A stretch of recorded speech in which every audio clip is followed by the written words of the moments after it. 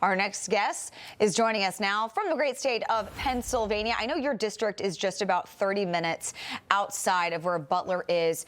What were you doing that day? What do you remember about July 13th, 2024? Well, Charlotte, thanks for having me on. Always good to be here.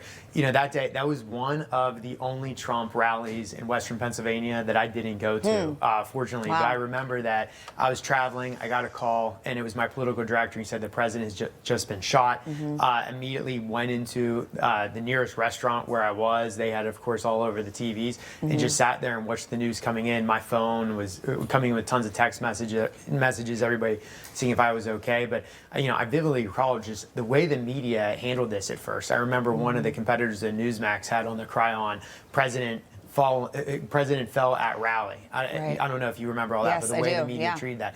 And then in retrospect, it's amazing how fast the media moved off the assassination attempt by the president. We still don't know too much about Matthew Thomas Crooks at all. How did a 19-year-old kid have the wherewithal to do this? Why did he not have any social media profile at all? Anybody that knows a teenage kid now, they live on social media. What's going on with that? So, and then why are we told that that roof was too steep to put the Secret Service on when we know it wasn't that steep? Because when Crooks was shot, his body didn't roll off the roof. It stayed on the roof. So how steep could it have been? So tons of questions.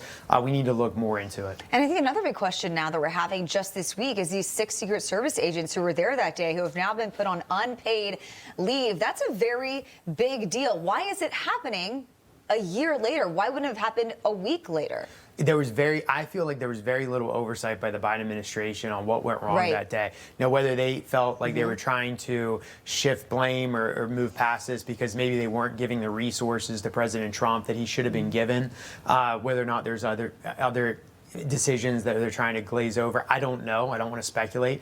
But certainly it does raise a red flag when you don't have anybody except Cheadle who stepped down or was fired. I can't remember if she stepped down or was fired. But you don't have any other consequences until now.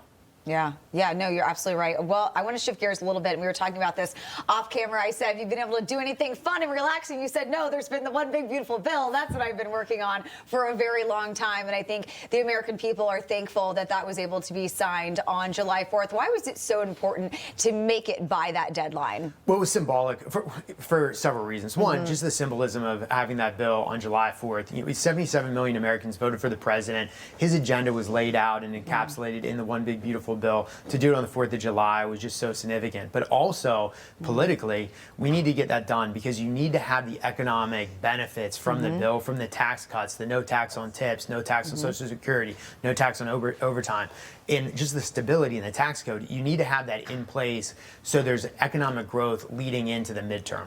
Now, the Democrats are already running around saying they're going to run on this bill, and I say, please let them. Because anybody that voted no on this bill, in essence, they voted for what would have been the largest tax increase in American history as opposed to the largest tax cut for the working class in American history. So if they want to make this the cornerstone in the midterm election, we're going to add seats in the House. I'm looking forward to that battle. Yeah, can you kind of clear up some of the falsehoods and the fake reporting that we're seeing out there regarding this bill that so many Americans are listening to and believing?